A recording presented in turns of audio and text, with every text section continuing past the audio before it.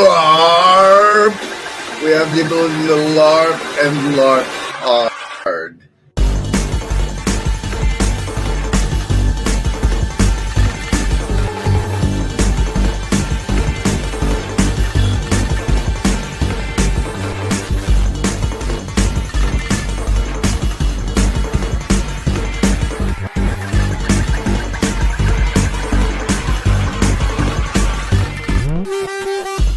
LARP!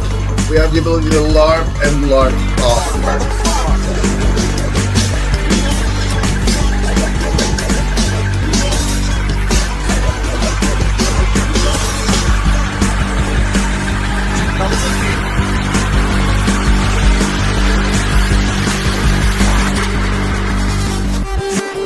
That was a McMo one, I think. I believe that was a McMo masterpiece. I think that was his stylistic impression, signature thereof. Okay.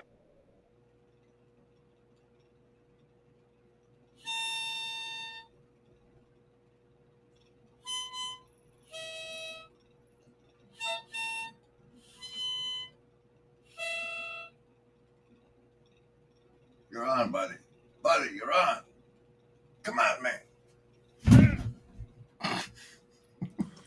Remember, Embody. There There is no agency. We want what's best. We all know that there is no agency. Any living gent can see doing what is right for me. Just lifting up my bro so he can grow some eyes to see that doing what is right for me increases all our agency. Hi, everybody. I'm General Griswold Gaius Grim of the First Live Ingression Protocol, and this is the If Everyone Just Sunday service stream for August 4th of the 2024. Wow, that's getting so much closer to the Pacific Northwest you area. Remember it. There is no agency. We want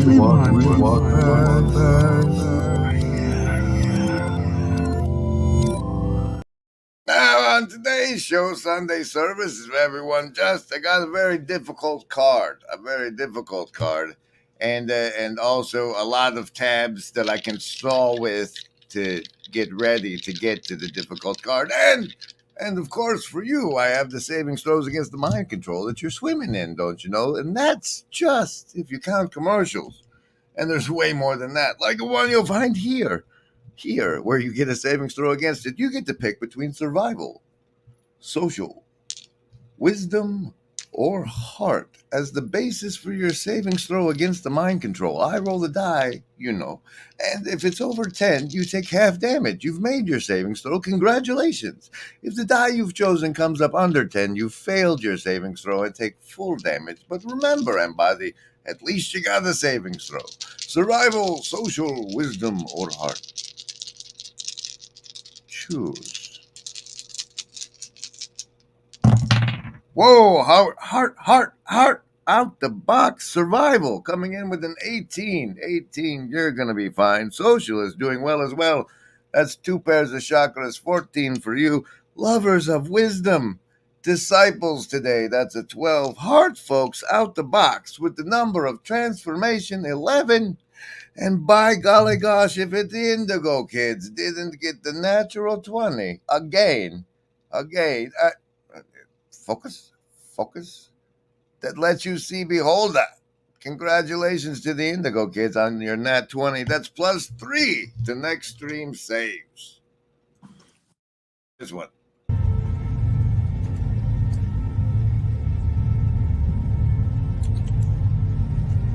I believe that if everyone sees what just a few people become when they wholly embrace their gifts, others will awaken. Let's see what's going on out in the hive mind. I see a casual Carter here. And now, there's been a casual Carter that just appeared on the Discord but couldn't be granted a denizen role as if they immediately left the Discord. Hey, Chezzy. Yes, all is as well as it's weller than it's been in quite some time. Hi, Kale's out there. Oh, look, there's Kale's out. And Mills has chosen wisdom. Everybody did really great today. Hey, there's Tunji from the north. And Dr. Lanny. How's everybody? Howdy. Okay, before we get up to what we have first up, AstroTurf me. If you pay somebody to go through internet making nice comments about your company and your product, that is astroturfing. Yeah, it's comments about a product, a service, a policy, which appear to come from ordinary members of the public, but in fact they don't. Yeah, they come from actors or people who are working for the company. Yeah, it's like orchestrated marketing or public relations, making people think that, well, everybody supports this. Yeah, and that's the idea.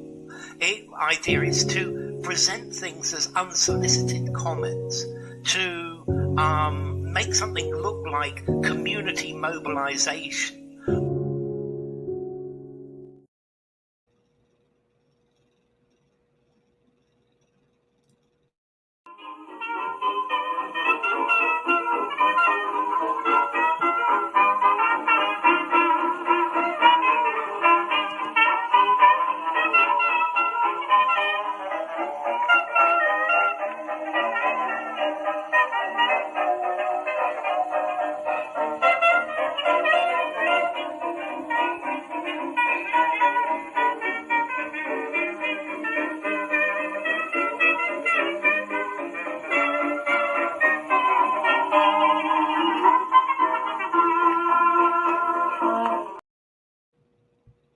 What do you like about? What do you think about this?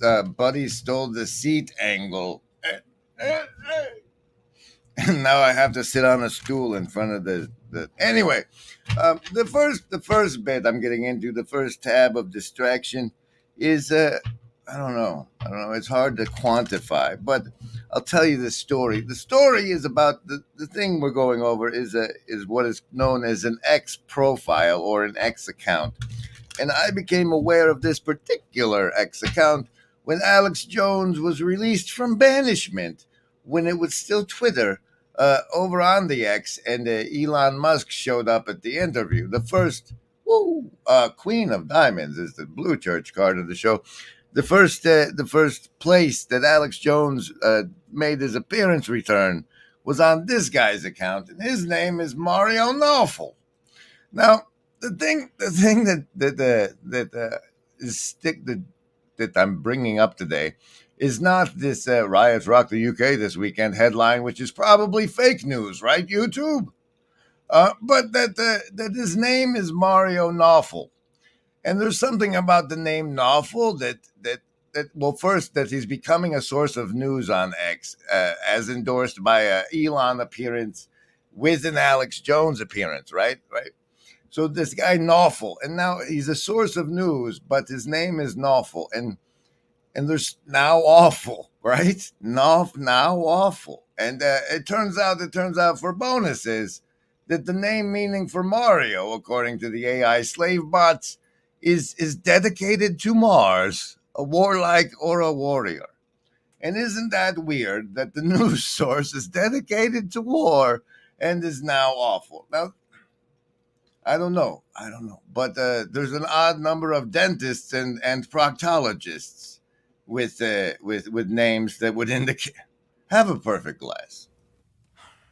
If for something to exist as one, the multiple aspects of that thing, whatever it is, because they could also exist in other ways. They have millions of other ways in which they could exist. Right? They could have other functions, they have to give themselves to the one.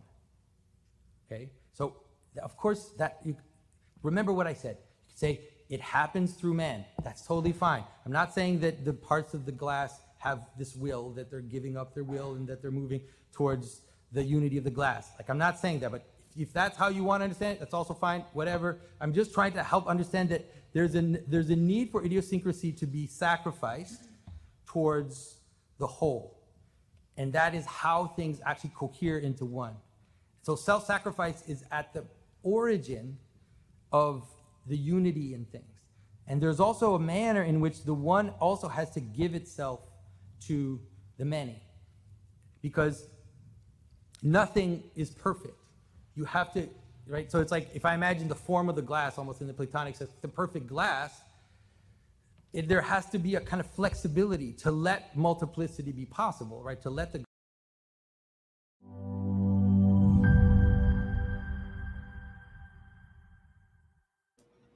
Looky there. The Northwestuary event is more in line with an annual event if you go off the annuation of Thunder Bay rather than Chino. Welcome, Slack. Good to see you.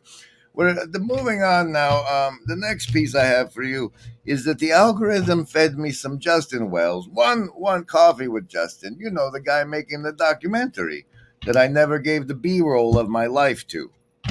I should make some B-roll. Anyway, we're going to go over that right after the agency deck card of the show, the 10 of spades. Here, this part was interesting, eh? Oh, and get your ears ready. You might not be able to hear this. Go over that as we go along.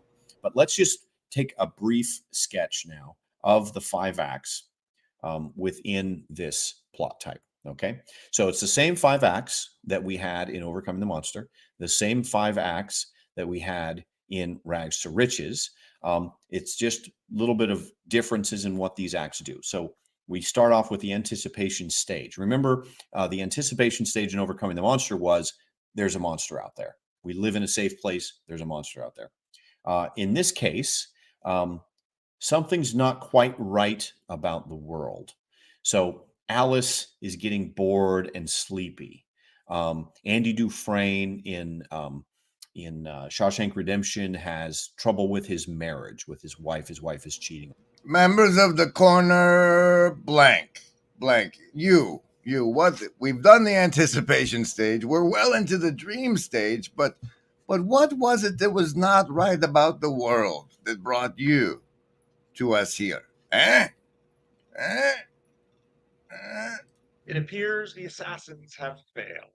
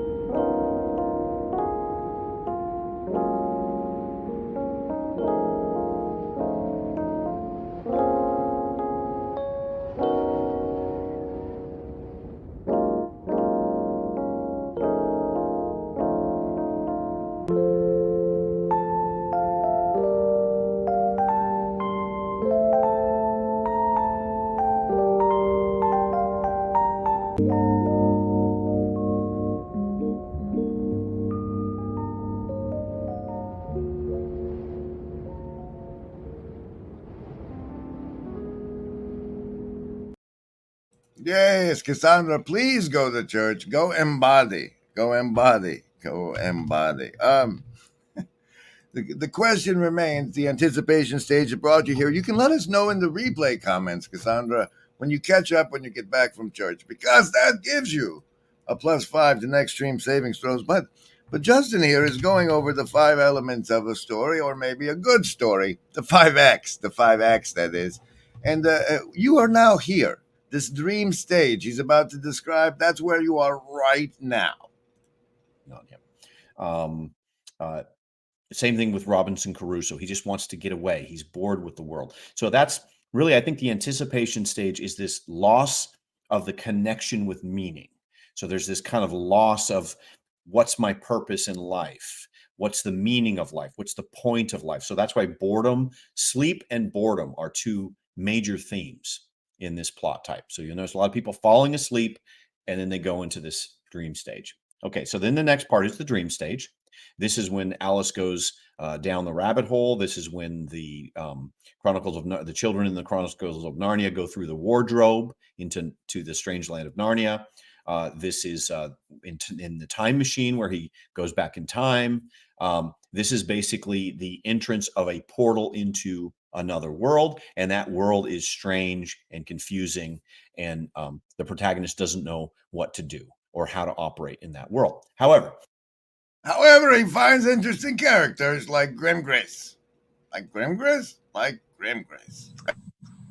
Hello, everybody. This is Karen at The Meaning Code, where we explore the structures of the universe to discover the metaphors that uncover the hidden reality. And now, speaking of Karen, she just talked to me. I don't know. I think she thought I was going to be a speaker at Northwestuary, but hopefully that'll be coming out on that Meaning Code channel that I hope you're subscribed to. Shenandoah Valley, Farm Deck, card of the show, the king of clubs, and what? Oh yes, this Justin cat, this one here. It looks like we're about to enter the frustration stage, so I'm relieved greatly that the Defense Against the Dark Arts group is doing what it's doing on the Broken Clock Tower, and that Kale over there is doing what he's doing at his school. But I also noticed whilst I was here that our good friend Justin the Morning Coffee, look at this, has 993 subscribers. So why don't we do what we can and give him the Grim Grizz bump? I'm sure you guys are all subscribed already, but tell your friends. They don't care who they subscribe to anyway. Okay, and then more branding. Oh, good. In the tadpole, we found that, okay, so tadpoles need to become frogs, and to go from a tadpole head to a frog head, you have to rearrange the face. They need to become frogs. So the eyes have to move forward, the jaws have to come out, the nostrils move, like everything moves. It used to be thought that because all tadpoles look the same and all frogs look the same, if you just remember, if every piece just moves in the right direction, the right amount, then you get your frog, right? So we decided to test. I had this hypothesis that I thought actually the system's probably more intelligent than that. So what did we do? We made what we call Picasso tadpoles. So everything is scrambled. So the eyes are on the back of the head, the jaws are off to the side, everything is scrambled. Well, guess what they make? They make pretty normal frogs, because all the different things move around in novel paths configurations until they get to the correct froggy, sort of frog face configuration. Then they now one of the things that when you study the Bible and you study eschatology is that eschatology isn't so much emergence, where we sort of imagine that the present is pushing towards the future. It's much more that the future is pulling the present towards itself. It's almost like the face of the frog is pulling the tadpole's features towards the face of the frog. Now what's fun about the Iliad is who knows, but that guy that was talking before, Pastor Paul, is Michael Levin, who was mentioned in my talk with Karen, because I said he made frog face abominations. I didn't mention it in the Karen thing, but that's why he won't talk to me. That's why.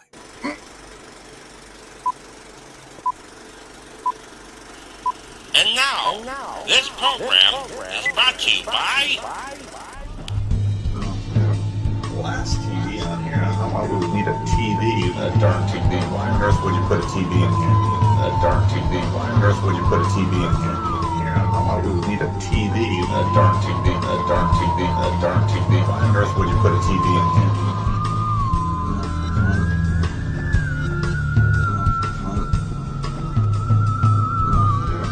Glass TV on here. Why would we need a TV? Why on earth a darn TV? Why on earth would you put a TV in here?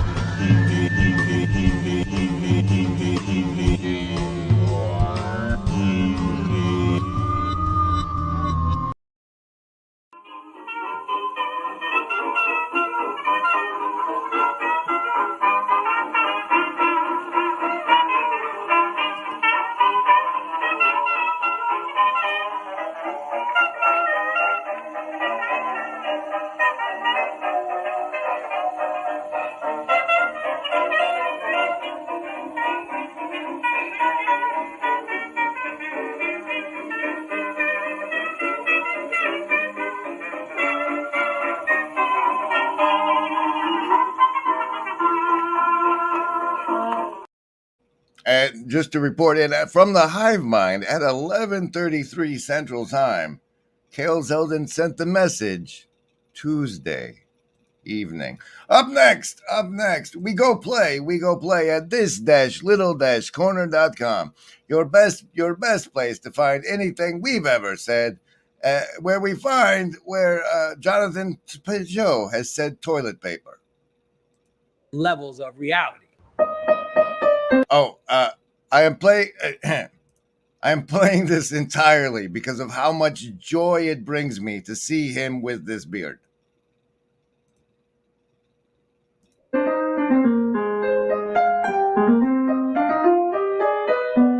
And so having said all of this, hopefully some of the stranger aspects of what is happening is now clear. So why are we hoarding toilet paper?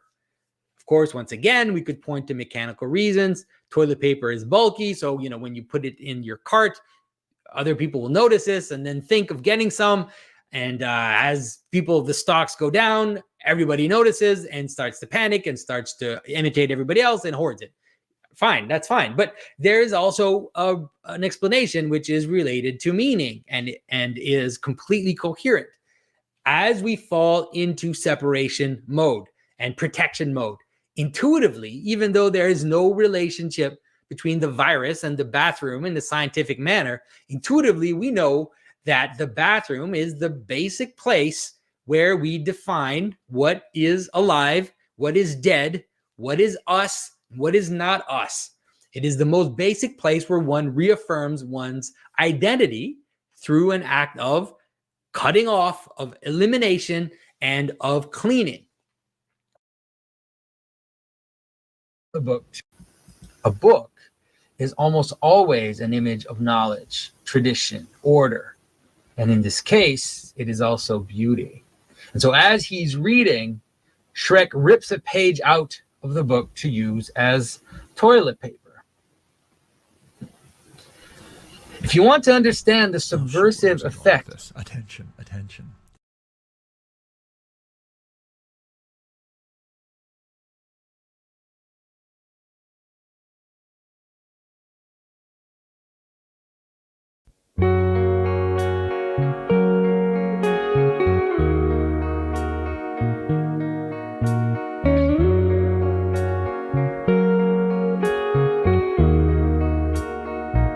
Mankind is dominated by a sun disk.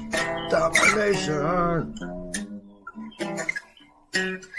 To the right. Domination. It is frail. The dream has its own limitation. Let's get back to your dream. What does the dream say? We need more psychology. We need more understanding of human nature, because the only real danger that exists is man himself.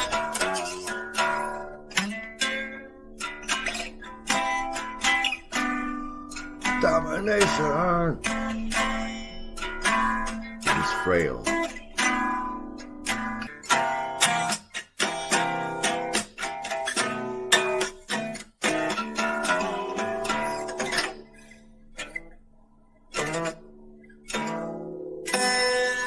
The anima is the female element of the male unconscious.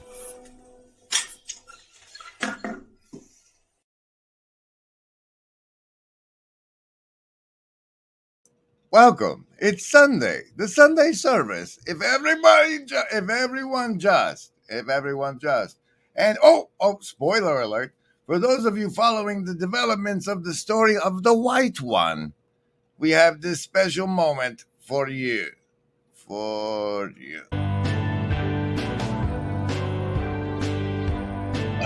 What the?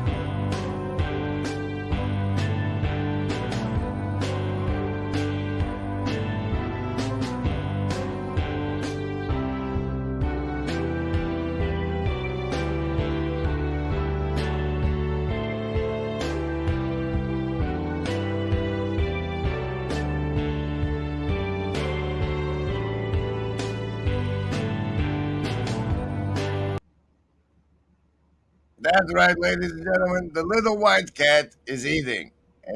All right. Now it's time to do the card we've been avoiding the whole show. Yeah? Okay, fine. Let's try. The list? Yes, any of the first level ones. I'm gonna get a soda. Anyone want one? Hey, Graham, I'm not in the room, right? What room? I want to cast Magic Missile. The room where he's casting all these spells from. He hasn't cast anything yet. I am, though, if you'd listen. I'm casting Magic Missile. Why are you casting Magic Missile? There's nothing to attack here. I'm attacking the darkness.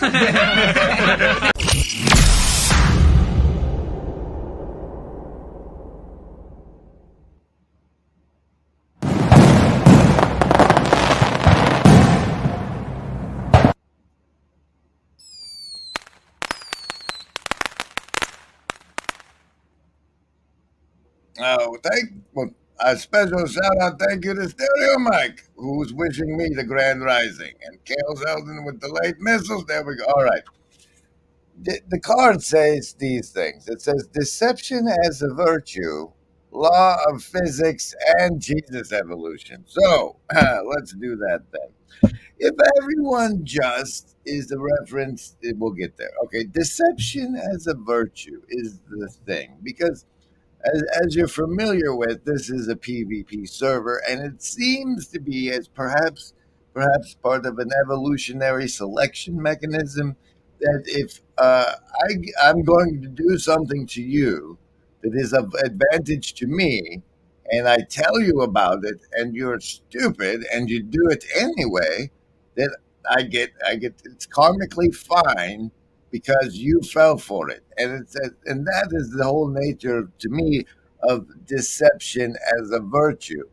And it comes to happen from time to time that it seems to me that we might exist in a world in which deception is a virtue. And if that and as such, like to the extent that it's almost a law of physics that being taken advantage of and taking advantage of others is part of how things work here. And that brings me to this made me look into game theory, because what if everybody just lived under that thing? And this only 11 million people have seen this video, so it's spoiler alert. But but here are some Veritasum's awesome video on game theory. Yeah. Programs that were too opaque, that were too similar to a random program, you couldn't figure them out because they were so complicated. It was very hard to establish any pattern of trust with a program like that because you couldn't figure out what it was doing. Not you. I mean, the other programs it was playing couldn't figure them out. And so they would end up more or less defaulting to thinking every turn is like the last time I'm going to see you, so I might as well defect. What to me is mind-blowing about this is that these four principles, being nice, forgiving, provocable, and clear, is a lot like the morality that has evolved around the world that is often summarized as an eye for an eye. It's not Christianity, by the way. It's not turn the other cheek philosophy. It's some older philosophy. That part right there is how the Jesus evolution part ended up on the card. You see, because it goes on later to talk about how if let's see if you can find it. Maybe that part. Yes, but earlier. No, maybe. This is terrible. Here. Cooperation emerge in a population of players who are self-interested, who are not trying to be good because they're good-hearted. You don't have to be altruistic. You could be looking out for number one for yourself and your own interests, and yet cooperation can still emerge. Some argue that this could explain how we went from a world full of completely selfish organisms, where every organism only cared about themselves, to one where cooperation emerged and flourished. From impalas grooming each other to fish cleaning sharks. Many life forms experience conflicts similar to the prisoner's dilemma, but because they don't interact just once, both can be better off by cooperating. It's the touchy-feely part. But the Jesus evolution part comes this, all right? So it naturally evolves into eye for an eye. But that's like how a player should act in the environment.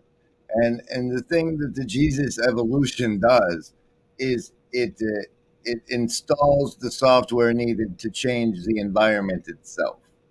And those are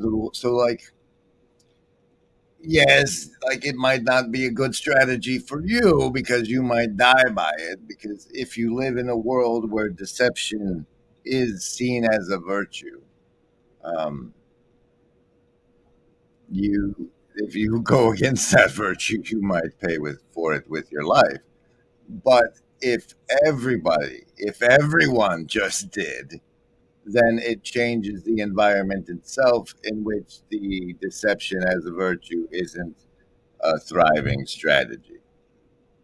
Yes, Yes, the good need to be crowned with brotherhood, and that is the basis for the fraternal regiment embodying narcissistic sociopathy. Groovy, I never lied. Is thank you for lying right here on the stream chat. Perfect, perfect example. Never, always, whatever. Is everything Okay. all right in here? Yes, Nanny. I don't know. So those were the edges of my thoughts this fine Sunday morning. I hope you enjoyed this Sunday service. God bless us, everyone. Special thanks to the Shadow Cabal. So say we all.